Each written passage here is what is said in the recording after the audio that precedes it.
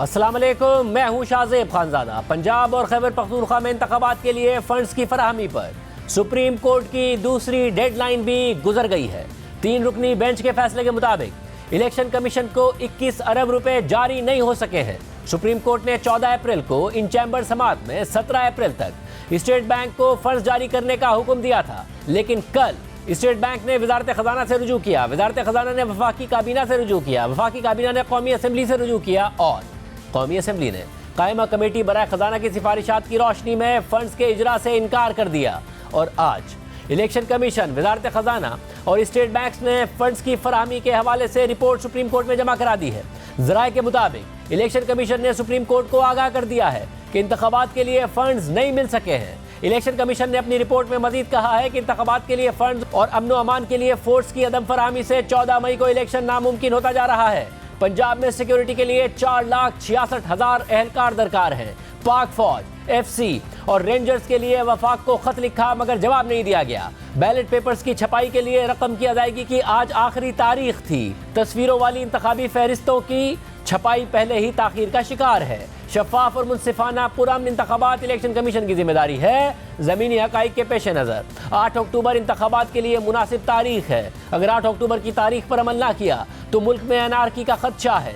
इसके अलावा state bank ने भी रिपोर्ट सुप्रीम कोर्ट में जमा करा दी है, जिसमें रकम की मुंतकली ना होने की वजूहात शामिल हैं। वजारत खजाना की फंड से मुतालिक रिपोर्ट सेक्रेटरी खजाना हामिद याकूब शेख ने अटॉर्नी जनरल ऑफिस के जरिए अदालत में जमा कराई है। वजारत खजाना की रिपोर्ट में वफाकी काबीना के फैसले और पार्लियामेंट को मामला भिजवाने की तफसीलात शामिल हैं और अदालती हुक्म पर स्टेट बैंक को फराहम करदा मुआवनत की तफसीलात भी रिपोर्ट का हिस्सा हैं। और जराए के मुताबिक वजारत खजाना ने रिपोर्ट में फंड्स मुंतकली पर कानूनी नकात भी शामिल किए हैं।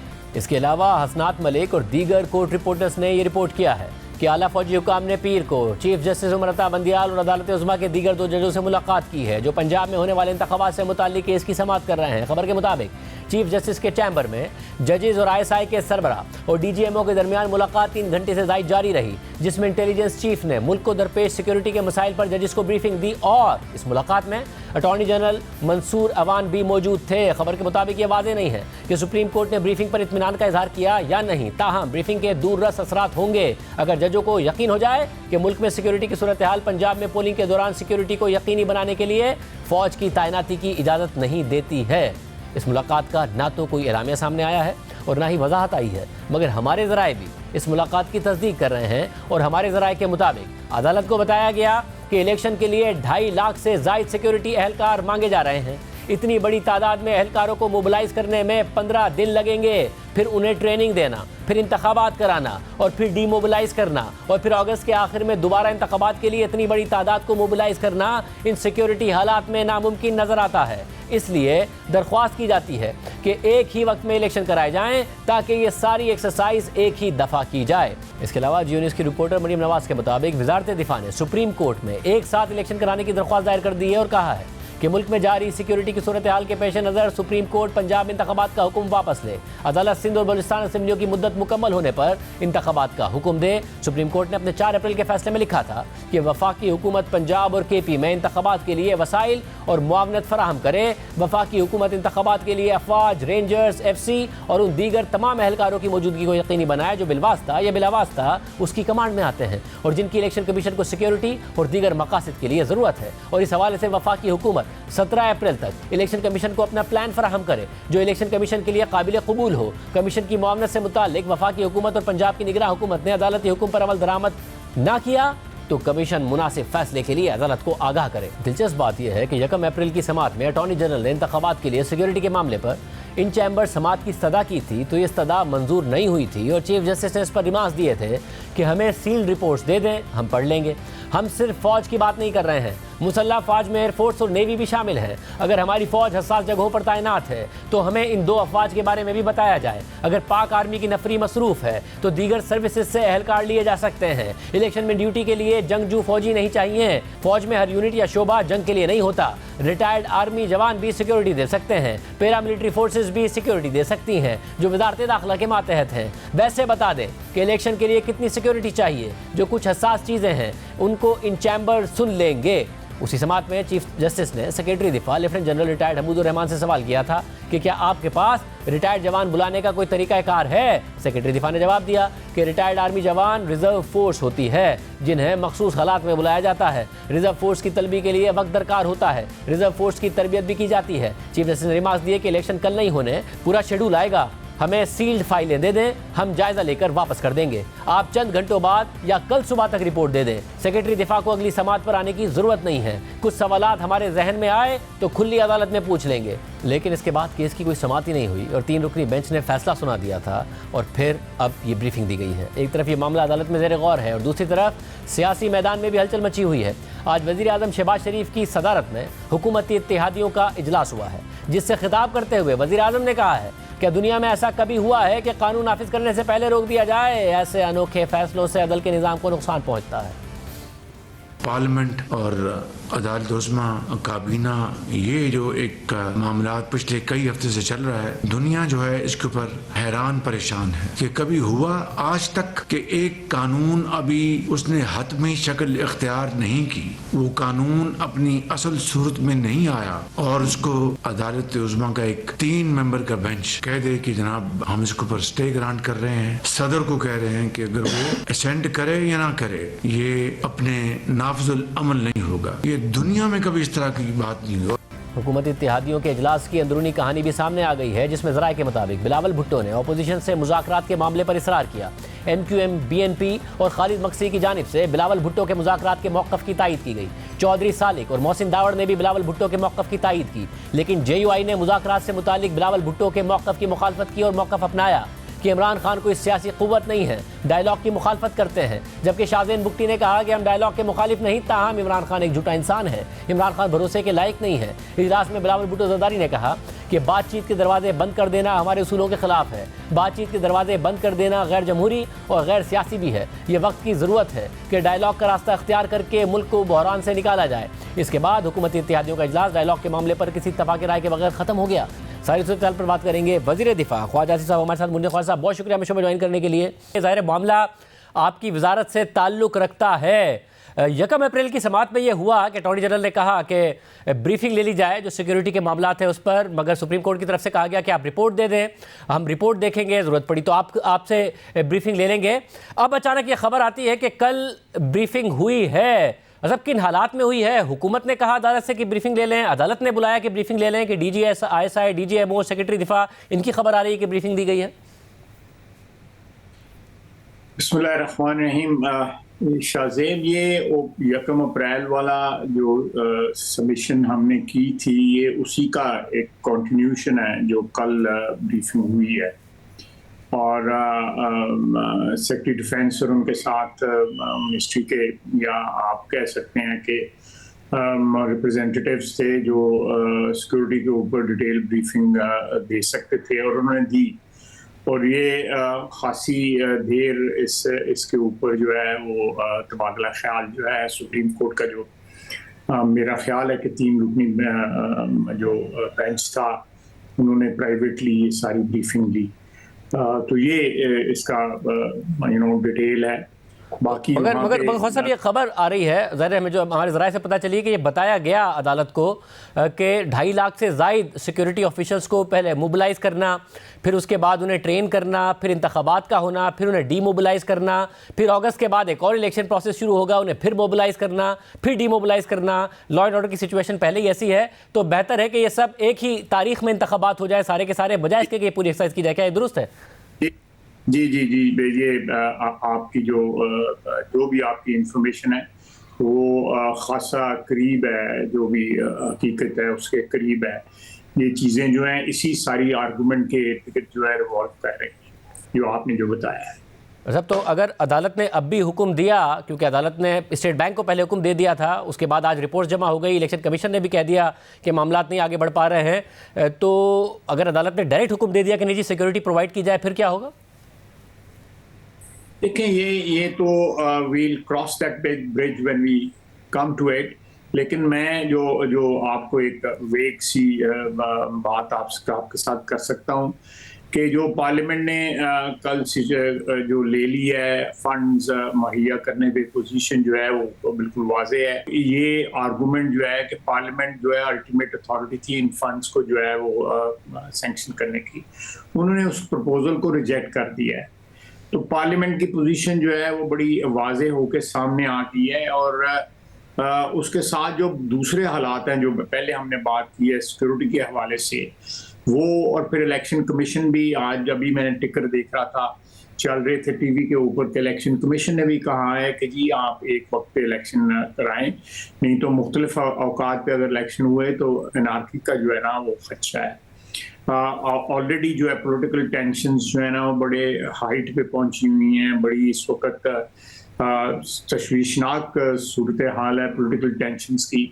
तो अगर उसमें इलेक्शन में तो वैसे भी टेम्परेचर जो है हाई हो जाते हैं, ट्रेडिशनली ये कोई नई बात नहीं है, तमाम ममालिक में टेम्परेचर जो है इलेक्शन के दौरान हाई होते हैं, लोग अपनी पिस्ट पोजीशंस जो हैं वो उन पे आ जाते हैं और एक आमना सामना हो जाता है जिस तरह एक बैटल फील्ड में होता है। तो उस सूरत हाल में जो है अगर ये इलेक्शंस हुए जो ऑलरेडी एक टेंशन की सूरत हाल है, तो उसमें जो है वो खदशा है कि मज़ीद डिटेरिएट हो जाएगी और इलेक्शन का जो एक्सरसाइज जो है उसके ऊपर एक बहुत बड़ा सवालिया निशान आ जाएगा। ये सूरत हाल है। मैं अपनी सब क्योंकि ज़ाहिर है टेम्परेचर हमें नज़र आया था कि अदालत का भी विद इन कोर्ट भी बिटवीन जजेस भी बढ़ गया था, फिर बिटवीन गवर्नमेंट और बिटवीन कोर्ट बढ़ गया था, फिर पार्लियामेंट और कोर्ट आमने सामने वाली सूरत हाल पैदा हो गई। आप ये तवक्को कर रहे हैं कि इलेक्शन कमीशन की ये रिपोर्ट जमा होने के बाद, पार्लियामेंट की 21 अरब रुपए की इस्तदा मुस्तरद होने के बाद, फिर सिक्योरिटी हुकाम की तरफ से ब्रीफिंग के बाद ये मामला अब वाकई एक दफ़ा इलेक्शन की तरफ जा रहा है, ये आपकी तवक्को है या अदालत का कोई भी ऑर्डर आ सकता है जिसके लिए आप तैयार हैं? देखिए, मैं अदालत को कथित तौर पे प्रोटेक्ट नहीं करूँगा, वो उनका एक अपना एक हदूद हैं, मैं उनको वायलेट करने की कोशिश नहीं करूँगा। लेकिन जो हालात मुझे नज़र आ रहे हैं कि इलेक्शन जो है इन हालात में इलेक्शन मुझे होते नज़र नहीं आ रहे, कथित तौर पे होते नज़र नहीं आ रहे। बाकी अल्लाह गैब का इल्म जानता है। मैं तो जो सियासी वर्कर की हैसियत से जो हालात और वाक़यात देख रहा हूँ, जो इस वक्त जो मौसम की जो है वो सियासी मौसम की जो आसार मुझे नज़र आ रहे हैं, उसमें ये इलेक्शन होते नज़र नहीं आए। और जिस तरह आपने अभी कहा है कि मुख्तलिफ अदारे जो है वो एक दूसरे के आमने सामने आते हैं, एक किस्म का एक कॉन्स्टिट्यूशनल ग्रिड लॉक जो है ना वो क्रिएट हो गया हुआ है, एक लॉक जैम जो है वो हो गया हुआ है। और उसमें इलेक्शन करवाना जो है बजाते खुद मेरा ख्याल है वो election it will not be fair to the people of Pakistan और to the electorate of Punjab, क्योंकि केपी में तो मेरा ख्याल है nobody is interested to hold elections over there, you know. ये सिर्फ पंजाब का जो है उसके पीछे देखें शायद पंजाब पे क्यों इंसिस्ट किया जा रहा है। ये 65% आबादी का सूबा है, इसमें इलेक्शन पहले करा दिए जाएं और बाकी मुल्क में इलेक्शन तीनों सूबों में भी और वफाक में भी लेटर करवाए जाएं, तो पंजाब जो है इस पोजीशन में होगा कि उन इलेक्शंस को मैनिपुलेट कर सकेगा। अब जब पंजाब को आप मैनिपुलेट करने की जो है इजाज़त दे देते हैं, पहले इलेक्शन करवा के वहाँ पे जो भी सियासी हुकूमत आती है, जो भी सियासी पार्टी इक़्तिदार में आती है, वो इस पोजीशन में होगी कि वो मैनिपुलेट कर सकी इलेक्शन से पहले, इलेक्शन वाले दिन और पोस्ट इलेक्शन भी मैनिपुलेशन हो सके। इस सूरत हाल में आप वफाक को इररिपेरेबल डैमेज कर रहे हैं, नाकाबिल तलाफी नुकसान जो है पहुंचा रहे हैं। जो कॉन्स्टिट्यूशन के फ्रेमर्स खालिक जो थे, उनके जेन में जो भी अमेंडमेंट्स लेटर आती रही, उनके खालिक जो थे उनके दिमाग में यही था कि एक दिन इलेक्शन करा के इलेक्शन के ऊपर मिनिमल जो है वो चांसेस रखें हम, सवालिया निशान जो है उनके ऊपर अगर इलेक्शन पे आए तो वो बड़ा मिनिमम। ख्वाजा साहब, ये आपका जो नुक्ता है ये अहम है कि वो जल्दी जो है या वो उस तरीके से हुक्म नहीं आ रहे हैं खैबर पख्तूनख्वा में इलेक्शन के हवाले से अदालत की तरफ से जिस तरीके से पंजाब के हवाले से आ रहे हैं। मगर जब आप ये कहते हैं आपको इलेक्शन नहीं होते नज़र आ रहा है, तो ये मई में होते नज़र नहीं आ रहे या अक्टूबर में एक साथ भी होते हुए नज़र नहीं आ रहा है? क्योंकि जब एक दफ़ा इस बात का सहारा लिया जाएगा कि लॉ एंड ऑर्डर के मसाइल हैं, मोबिलाइजेशन, डीमोबिलाइज करना, तो ये बाद में भी लिया जा सकता है। मैं ऑप्टिमिस्टिक हूँ कि ये वन टाइम अगर एक्सरसाइज होगी तो सिक्योरिटी के जो खदशात हैं उनमें एलिमिनेट तो नहीं होंगे, लेकिन उसमें वन टाइम एक्सरसाइज में जो है रिस्क जो है खुदा न खास्ता किसी अनार्की का या किसी लॉ एंड ऑर्डर सिचुएशन का जो है वो वन टाइम होगा, ये 4-5 महीनों के ऊपर एक्सटेंड नहीं होगा। एक बात। दूसरी बात जो है इलेक्शन कमीशन जो है वो भी यही बात कह रहा है कि हमारे लिए ज़्यादा आसानी होगी कि हम इलेक्शन जो है एक दिन ही हों, इलेक्शन जिस तरह माजी में होते रहे हैं, रिसेंट पास्ट में होते रहे हैं, उन इलेक्शनों को मैनेज करना भी आसान होगा और उनकी वर्डिक्ट जो है, हमारी जो तारीख है, सियासी तारीख या इंतखाबात की तारीख जो है, उसकी अगर बैकड्रॉप में देखा जाए तो मेरा ख्याल है कि वो ज़्यादा ऑथेंटिक होगी अगर एक ही वक्त में इलेक्शन कराते हैं। तो मेरी एक आप लोगों की उम्मीद थी कि जी हम आवाम के मसाइल हल करेंगे, फिर इलेक्शन में जाएंगे, हमें वक्त मिलेगा, मगर नज़र आया कि महंगाई बढ़ती चली गई। नवाज शरीफ साहब ने वापस आना था, वो भी नहीं आए, वो सऊदी अरब तो चले गए। इतलात ये है कि वो उम्रा करके वापस लंदन चले जाएंगे बजाय इसके कि पाकिस्तान आएंगे, हालांकि पाकिस्तान में उनके भाई की हुकूमत है। तो अगस्त में हो जाएं, आज हो जाएं या अक्टूबर में हो जाएं, आपके हालात पे फ़र्क क्या पड़ जाना है? आपके लिए डायनामिक्स तो वही रहेंगे, आपके लिए तो इलेक्शन का प्रोसेस उतना ही मुश्किल रहेगा जितना आज आपको नज़र आ रहा है। नहीं, मेरा नहीं ख्याल कि मैं हो सकता है आप कह सकते हैं कि मेरा जो ऑप्टिमिज्म है वो मिसप्लेस्ड है, लेकिन मैं समझता हूँ कि सिचुएशन जो है आखिरी जो चंद हफ्तों में या 1.5-2 महीने में या आने वाले जो गुजर गए हैं और आने वाले दिनों के अंदर सिचुएशन जो है बेटर हो जाएगी। कोई ऐसी जो है वो एंग्जाइटी वाली बात नहीं है। ठीक है, फिक्रमंद हम ज़रूर हैं, लेकिन कोई ऐसी एंग्जाइटी वाली बात नहीं है कि बाकी अवाम की अदालत जो है वो अल्टीमेट अदालत है इस ज़मीन के ऊपर, तो वो उनका जो भी वर्डिक्ट हुआ वो एक्सेप्टेबल होगा। मगर कैसे होगी? इकोनॉमी तो नहीं संभलती नजर आ रही है, नवाज शरीफ साहब वापस आते नजर नहीं आ रहे, तो सूरत हाल कैसे बेहतर होगी? एक और आसरा था मरीम नवाज साहबा का, वो कहती थी तराजू के पलड़े बराबर करें, और वो चाहती थी कि जी पहले इंसाफ, उसके बाद पहले एहतसाब, फिर उसके बाद होगा इलेक्शन इंतखाब। मगर वो भी नजर आ रहा है कि इमरान खान साहब के लिए कुछ ऐसा नहीं हुआ जिसकी आप लोग तवक्को करते थे या आप लोग डिमांड कर रहे थे। तो कुछ भी ऐसा नहीं है जो आज इलेक्शन हो या अक्टूबर में हो और आपके फेवर में बात जा रही हो। मैं अगर आप कुछ देर इंतजार कर लें, इंशाल्लाह ताला हालात जो है बेहतर होंगे। IMF का अरेंजमेंट फाइनलाइज हो जाएगा, उसके बाद जो है सुकून के साथ जो है जो भी हम इकोनॉमिक रिफॉर्म्स करना चाहेंगे वो उसका एक डायरेक्ट रिजल्ट जो है पब्लिक ओपिनियन भी पड़ेगा। बजट आ रहा है, बजट हम देंगे, उसमें हम डेफिनेटली एक रिलीफ देने की कोशिश करेंगे। वो इलेक्शन का बजट होगा, ये सारे फैक्टर्स जो है अभी आने हैं। इसलिए आज जो है अप्रैल के मिडल में बैठ के हम कोई कंक्लूजन ना निकालें। मेरा ख्याल है we can talk about it maybe 2 months और 3 months लेटर, अल्लाह खैर करे। लेकिन मैं आपको एक बात बता दूं, इस इलेक्शन के जिसकी आप और मैं बात कर रहे हैं, सारा मुल्क बात कर रहे हैं, सारे अदारे बात कर रहे हैं। इमरान खान साहब ने कहा है जी कि अगर मुझे 2/3 मेजॉरिटी ना मिली तो मैं इलेक्शन के रिजल्ट नहीं करूंगा, तस्लीम करूंगा।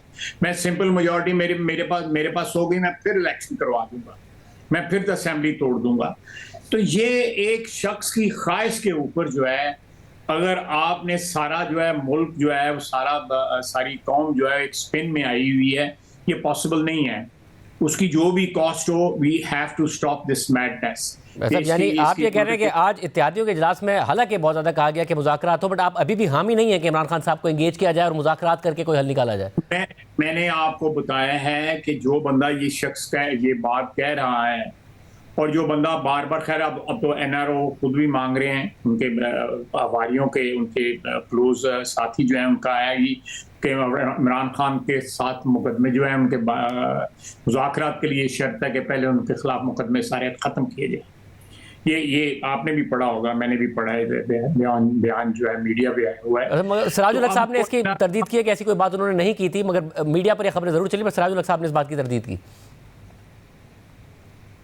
देखिए सिराजुल, चले मैं उस पर कमेंट नहीं करता, लेकिन मैं एक फिर आपकी उस पर बात पे आता हूँ कि देखिए मुज़ाकरात की जो ख्वाहिश करना एक बड़ी हेल्दी बात है पॉलिटिक्स में। पॉलिटिक्स में जो है सारी बातें होती मुज़ाकरात से, लेकिन मुज़ाकरात का एक फ्रेमवर्क या उसका एक एजेंडा जो है या उसके जो मकासद जो हैं वो पहले डिफाइन हो जाएं, बजाय इसको पीस मिल के जी अभी तो सिर्फ हम इलेक्शन के मतलब मुज़ाकरात करने हैं, मैं उसके हामी नहीं हूँ। This is my private opinion, you know, मैं अपनी पार्टी का ओपिनियन नहीं दे रहा, लेकिन ये जो है कि आप पीस मिल अगर ये इस तरह के मुज़ाकरात तो माज़ी में बहुत हुए हैं और उनका क्या रिजल्ट निकला है। मगर सर आप लोग आए थे वोट की इज्जत दो और सारे नारे लगा के, मगर अब तो कल वज़ीर कानून साहब ने बताया कि अक्टूबर तक भी जनरल बाजवा के कहने पर अदालत के जज के हवाले से आप लोग रुकावटें हटा रहे थे, चीफ जस्टिस की बात मान रहे थे, नवंबर में उन्हें जाना था, उससे पहले वो तोसी मांग रहे थे, ये बात भी बताई जा चुकी है। आप लोग तो सारे काम खुद ये कर रहे थे।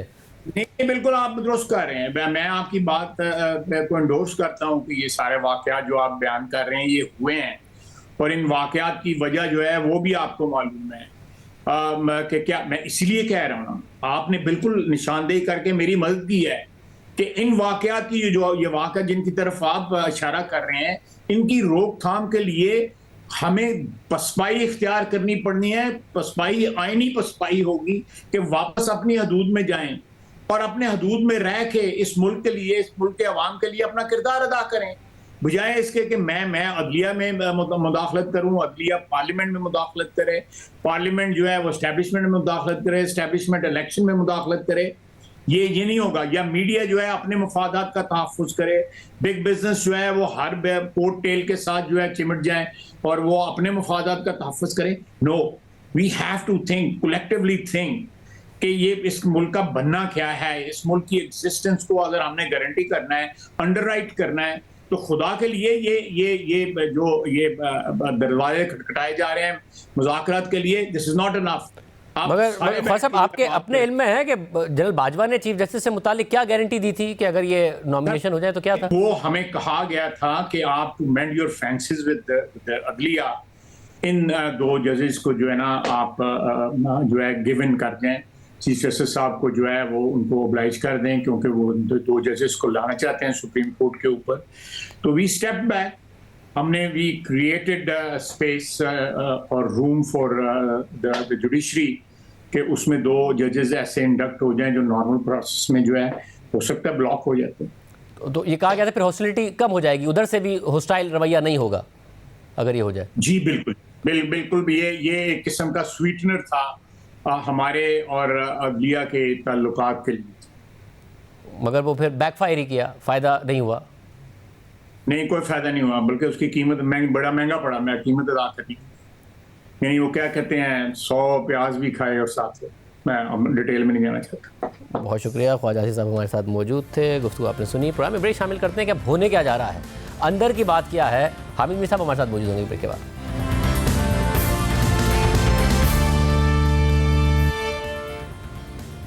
आखिर आगे होने क्या जा रहा है, हमारे साथ सीनियर साहब तजज़ियाकार हामिद मीर साहब मौजूद। हामिद मीर साहब बहुत शुक्रिया हमें शो में ज्वाइन करने के लिए। मीर साहब आपने हमारे प्रोग्राम में कहा था अप्रैल में इलेक्शन नहीं होते नजर आते, जब पहला सुप्रीम कोर्ट का ऑर्डर आया वैसा ही हुआ, फिर 14 मई का जब ऑर्डर आया तब भी आप कह रहे थे कि ऐसा हो नहीं पाएगा। अब इलेक्शन कमीशन ने भी कह दिया कि मुमकिन नहीं नज़र आता, 8 अक्टूबर को ना हुए तो नारकी का खदशा है। कल सिक्योरिटी हुकाम की ने ब्रीफिंग दी आला अदलिया को, जिसको ख्वाजा आसिफ साहब ने कंफर्म किया कि बताया गया कि जी इतनी मोबिलाइजेशन 2.5 लाख पहले कर देना, फिर दोबारा कुछ अरसे बात करना, ये मुमकिन नहीं हो पाएगा इन हालात में। सब तो एग्जैक्टली फिर होने क्या जा रहा है? अदालत ने तो बहुत सख्त पोजीशन ली थी, बाकायदा पूरी टाइमलाइन दी थी। अब पार्लियामेंट एक तरफ खड़ी हो गई, इलेक्शन कमीशन ने जवाब जमा करा दिया और इसके अलावा सिक्योरिटी हुकाम ने भी।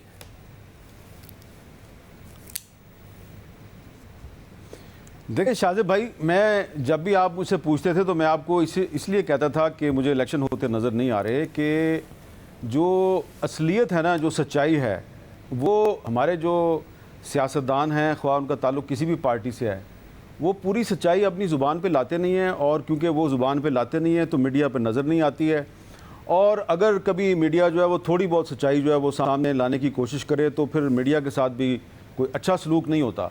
तो इस वक्त भी मैं आपको बता रहा हूँ कि अभी भी आने वाले दिनों में कुछ ऐसे वाक़यात पेश आएंगे कि आपको ख़ुद ब खुद पता चलेगा कि मैं क्यों कह रहा था मार्च के महीने से कि कोई इलेक्शन नहीं होना, जबकि सुप्रीम कोर्ट बार बार कह रही थी कि इलेक्शन कराओ, डेट पे डेट दे रही है, इलेक्शन नहीं हो रहा। अब देखें, जैसा कि कल आपके शो पे वज़ीर कानून आज़म नज़ीर तारड़ साहब जो हैं, उन्होंने एक छोटी सी बात जो है वो डिस्क्लोज़ की है, हालांकि वो बहुत बड़ी बात है, कि जनरल कमर जावेद बाजवा जो हैं उनकी मुदाखलत पर जो सुप्रीम कोर्ट के जजेस की तकर्री का मामला जो है उस पर जो डेडलॉक था हुकूमत और सुप्रीम कोर्ट के दरमियान वो ख़त्म हुआ था। तो इससे आपको समझ आ गई होगी कि बाजवा साहब जब यूनिफॉर्म में थे तो वो कहाँ पे कैसे कैसे मुदाखलत कर रहे थे, और मुस्लिम लीग नून जो वोट को इज़्ज़त दो का नारा लगाती है उसने किस तरह से एक सिटिंग आर्मी चीफ से जजेस की अपॉइंटमेंट के मसले पे डिक्टेशन ली और उसके बाद चुप करके बैठ गई। और अभी भी जो है वो इमरान खान को ये कहते हैं तो तुम सिलेक्टेड हो, तुम धांधली से आए थे, हालांकि उनको पता है कि ये धांधली किसने की थी, जनरल बाजवा ने की थी। इसी तरह और भी बहुत सी बातें हैं जो आने वाले दिनों में थोड़ा थोड़ा मौलाना फजलुर रहमान साहब बोलेंगे, फिर थोड़ा थोड़ा सा बिलावल साहब बोलेंगे, और फिर थोड़ा थोड़ा साहब शहबाज शरीफ साहब को भी बोलना पड़ेगा, और आखिर में फिर इमरान खान साहब भी पूरा सच सामने लेके आएंगे। लेकिन मुझे नहीं लगता कि इससे इन सब को फ़ायदा होगा, इनको नुकसान ही नुकसान है। तो सूरत हाल ये है, इस्लामाबाद में आप बार बार पूछते हैं इस्लामाबाद में होने क्या जा रहा है, तो इस्लामाबाद में जो होना है वो इस्लामाबाद में सबको पता है, लेकिन वो अपनी ज़ुबान पे लाने की हिम्मत किसी में नहीं है, और वो जो भी है उसमें पाकिस्तान का कोई फ़ायदा नहीं है, पाकिस्तान का नुकसान ही नुकसान है। और पाकिस्तान का फ़ायदा सिर्फ़ और सिर्फ एक बात में था कि पाकिस्तान में आइन और कानून की बालादस्ती कायम होती। ना इमरान खान साहब ने आइन का ख्याल किया है, ना शहबाज शरीफ साहब ने किया है, बाजवा साहब ने तो बिल्कुल ही नहीं किया, और अब बाजवा साहब ने जो किया है इस कौम के साथ उसके नतायज हम आज भी भुगत रहे हैं और आने वाले काफ़ी अरसे तक भुगतेंगे। सब तो इस सब में अब बाकायदा नज़र आया कि किसी दिन लगता था कि हुकूमत बंद गली में चली गई है, कभी लगा कि अदालत ने जिस तरीके से मामले को टेकअप किया और सिर्फ पंजाब के इलेक्शन को सीरियस लिया, खैबर पख्तूनख्वा के इलेक्शन पे उतनी संजीदगी नहीं दिखाई, तो मामला कहीं अदालत तो अब बंद गली में नहीं जा रही है। अब जबकि पार्लियामेंट का सहारा ले लिया और नज़र आ रहा है और हुकूमत बड़ी कॉन्फिडेंट है कि जी प्राइम मिनिस्टर पर या काबीना पे कोई नहीं तौहीन अदालत की तलवार लटक रही है, तो क्या अदालत अब बंद गली में है? कैसे रास्ता निकलेगा जब अदालत ने हुक्म ही दिया हुआ है कि 14 मई को हर हाल में इलेक्शन होना है और इलेक्शन कमीशन भी ने भी हाथ उठा लिए हैं, इसके अलावा सिक्योरिटी हुकाम की जो ब्रीफिंग की इतलात आ रही है उन्होंने भी हाथ उठा लिए, तो फिर रास्ता कैसे निकलेगा?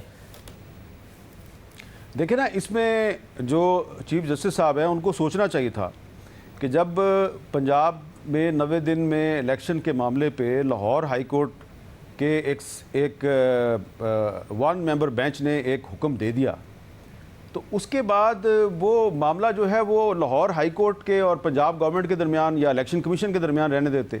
सुप्रीम कोर्ट के 2 जजेस ने कहा जी कि 184(3) के तहत आप आज खुद नोटिस लें, और वो जनाब आप आज खुद नोटिस लेने पे आप तैयार हो गए, और उस आज खुद नोटिस के बतन से जिन पेचीदगियों ने जन्म लिया है वो पेचीदगियाँ जो हैं वो अब जमहूरियत के लिए स्याह बादल बनकर पाकिस्तान की सियासत के आसमान पे मंडला रहे हैं, और कोई पता नहीं किस वक्त वो बादल आपस में टकराएं, बिजली कड़के और एक तूफ़ान आए जिसमें पता नहीं क्या कुछ बह जाएगा।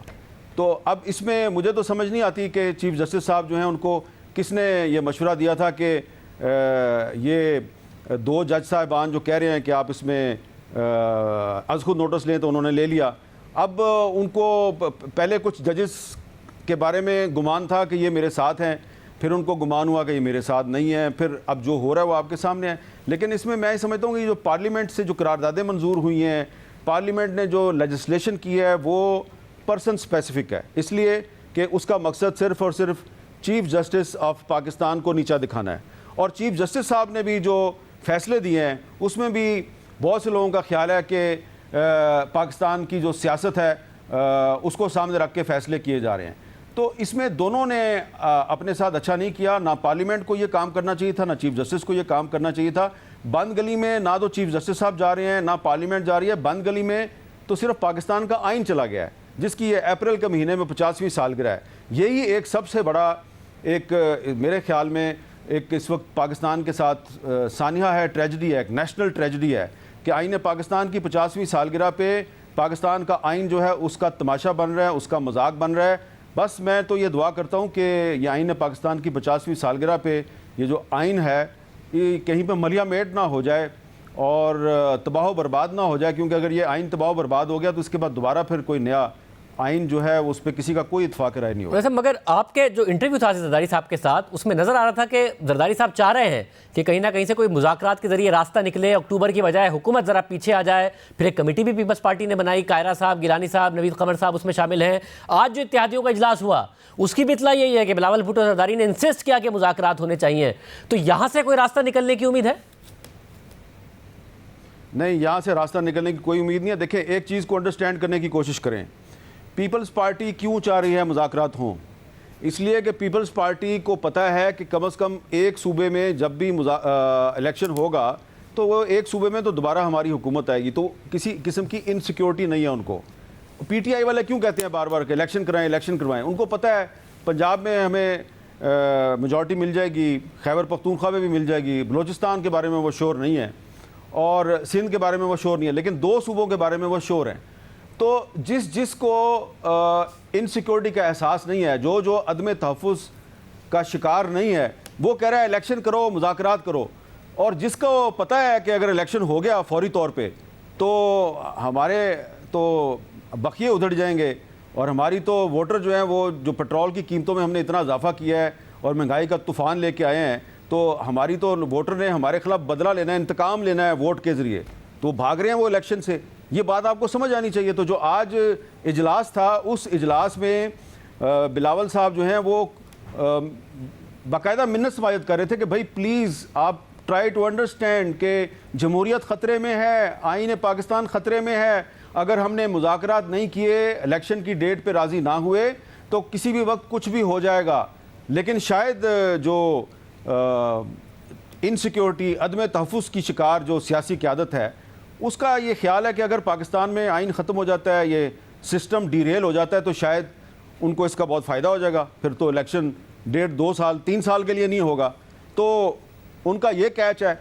लेकिन जिनका इंटरेस्ट है इस सिस्टम के सर्वाइवल में, पीटीआई और पीपल्स पार्टी और उनके कुछ इत्तेहादी, वो चाह रहे हैं कि मुज़ाकरात का रास्ता निकले। अब मुस्लिम लीग नून कहती है जी, राना सनाउल्लाह साहब कहते हैं जी इलेक्शन तो अब अक्टूबर में होगा, तहरीक इंसाफ कहती है नहीं इलेक्शन 14 मई को होगा। पीपल्स पार्टी और उसकी जो इत्तेहादी जमातें हैं, कुछ हम ख्याल जमातें, वो चाह रहे हैं कि 14 मई और 2 अक्टूबर के दरमियान की कोई डेट जो है उस पर हम बातचीत कर लें। लेकिन अब आप खुद सोचें ना कि 14 मई और 2 अक्टूबर के दरमियान अगर कोई अगस्त या सितंबर की डेट बनती है, तो उस अगस्त या सितंबर में भी अगर इलेक्शन होगा तो क्या पंजाब में मुस्लिम लीग नून स्वीप करेगी? बहुत शुक्रिया हामिद मीर साहब की गुफ्तगू आपने सुनी, और ये दुरुस्त बात है कि इस वक्त अगर नून लीग इलेक्शन नहीं चाह रही है तो उसकी वजह यही है कि उन्हें नज़र आ रहा है कि पंजाब में तहरीक इंसाफ उनसे ज़्यादा पॉपुलर है।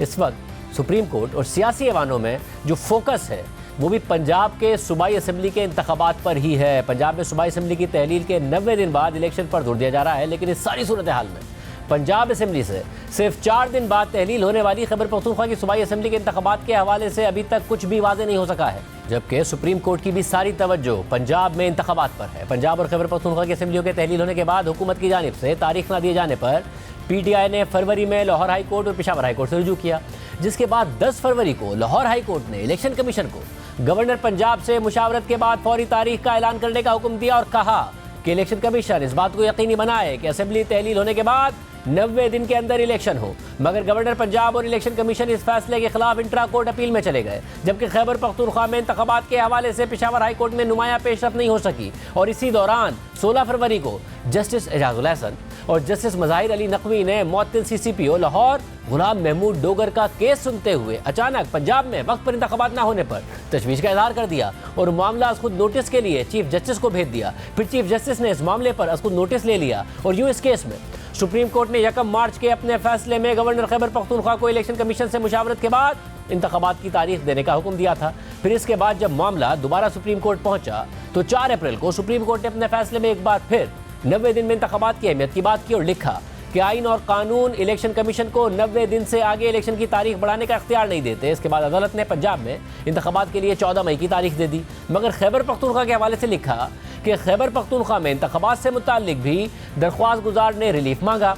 इस हवाले से जो वकील खैबर पख्तूनख्वा के गवर्नर की तरफ से पेश हुए और फिर वो अपनी पेशी से एक सियासी जमात के मौक़िफ़ की वजह से दस्तबरदार हो गए, क्योंकि वो वकील उस सियासी जमात की नुमाइंदगी भी कर रहे थे, इसलिए गवर्नर खैबर पख्तूनख्वा की अदालत में कोई नुमाइंदगी नहीं थी। इस सूरत हाल में खैबर पख्तूनख्वा से मुतालिक मामलात पर गौर नहीं किया गया और दरख्वास्त गुजार को इजाज़त दी गई है कि वो इस हवाले से मुनासिब फोरम पर रिलीफ हासिल करने के लिए दरख्वास्त दायर कर सकते हैं। सुप्रीम कोर्ट ने अपने इस फैसले में पंजाब में इंतखाबात के हवाले से तो तारीख दे दी, हालांकि इस हवाले से लाहौर हाई कोर्ट का हुक्म मौजूद था जिसका जिक्र जस्टिस अतर मिनल्लाह ने अपने नोट में भी किया, मगर इसके बावजूद अदालत ने तारीख दे दी, लेकिन खैबर पख्तूनख्वा के हवाले से कोई तारीख नहीं दी। हालांकि खैबर पख्तूनख्वा में इंतखाबात के हवाले से कोई अदालती फैसला भी मौजूद नहीं था। फिर इसके बाद पीर 10 अप्रैल को तहरीक इंसाफ ने खैबर पख्तूनख्वा में इंतखाबात की तारीख के लिए सुप्रीम कोर्ट से रुजू किया, तो सुप्रीम कोर्ट के रजिस्ट्रार ने तहरीक इंसाफ की दरख्वास्त पर एतराज़ात लगाकर उसे वापस कर दिया और कहा कि पीटीआई ने आईनी दरख्वास्त दायर करने की वाज़ेह वजूहात दायर नहीं की।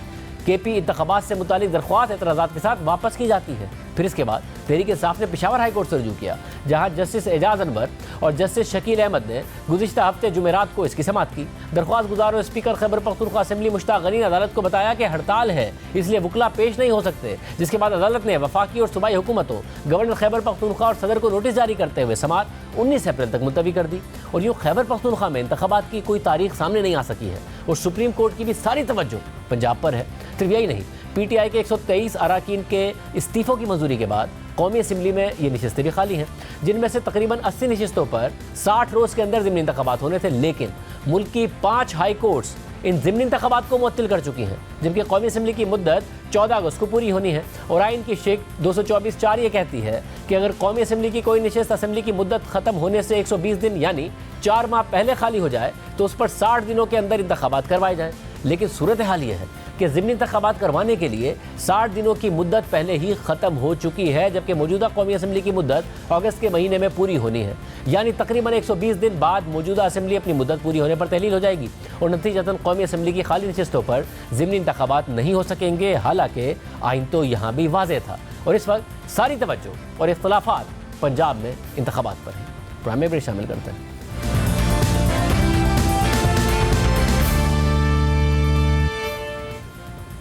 इमरान खान को आज कई मुकदमात में आला अदालतों से एक बार फिर रिलीफ मिल गया है। इस्लामाबाद हाई कोर्ट ने आज 8 मुकदमात में इमरान खान की अबूरी जमानत में 3 मई तक तौसी कर दी है, जबकि लाहौर हाई कोर्ट ने ईद की तातीलात के दौरान जमान पाक में ऑपरेशन के खदशे पर इमरान खान को हिरासा करने से रोक दिया है और कहा है कि इमरान खान को अगली समाअत तक गैर कानूनी तौर पर हिरासा ना किया जाए। इस हवाले से इमरान खान ने लाहौर हाई कोर्ट में दरख्वास्त दायर कर दी थी और आज खुद पेश भी हुए।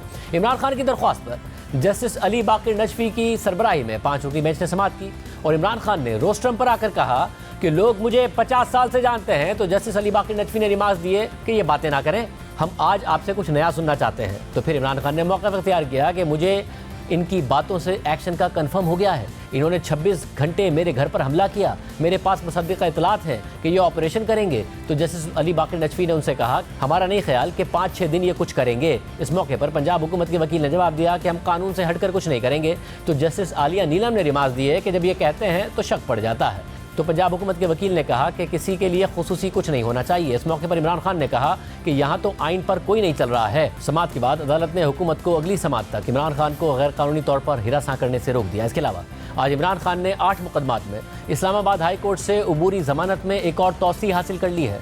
अदालत ने आज भी इमरान खान की हाजिरी से इस्तिस्ना की दरख्वास्त कबूल कर ली और उनकी जमानत में 3 मई तक तौसी कर दी। ताहम अदालत ने रिमार्क्स दिए कि अगर आइंदा समाअत पर भी इमरान खान पेश नहीं हुए तो जमानत मनसूख कर दी जाएगी। चीफ जस्टिस आमिर फारूक ने इमरान खान के वकला से कहा कि हम आपको पहले ही गैर मामूली रिलीफ दे रहे हैं, हतमी रिलीफ इंसदाद दहशतगर्दी की अदालत से मिलेगा। दूसरी जानिब जज को धमकी देने के केस में आज अदालत ने इमरान खान के काबिल जमानत वारंट बरकरार रखे हैं। इमरान खान को 20,000 रुपए के जमानती मचल के जमा कराने की हिदायत करते हुए मजीद समाअत 25 मई तक मुलतवी कर दी है और कहा मचलकों की अदायगी और जामीन की गारंटी पर इमरान खान को गिरफ्तार ना किया जाए। इमरान खान 25 मई को जाती हैसियत में पेश हो। इसके अलावा आज इस्लामाबाद हाई कोर्ट ने इमरान खान की वीडियो लिंक के जरिए अदालतों में पेशी की दरख्वास्त पर फैसला महफूज कर लिया है। चीफ जस्टिस आमिर फारूक ने रिमार्क्स दिए कि टेक्नोलॉजी का जहां इस्तेमाल हो सकता है होना चाहिए। इमरान खान एक बड़ी या सबसे बड़ी पार्टी के सरबराह हैं, कोई इस बात को पसंद करे या ना करे ये अलग बात है। वीडियो लिंक की दरख्वास्त मंजूर होने का फायदा सिर्फ इमरान खान को नहीं बल्कि सबको होगा। आज प्रोग्राम में इतना ही, इजाज़त दीजिए, अल्लाह हाफ़िज़।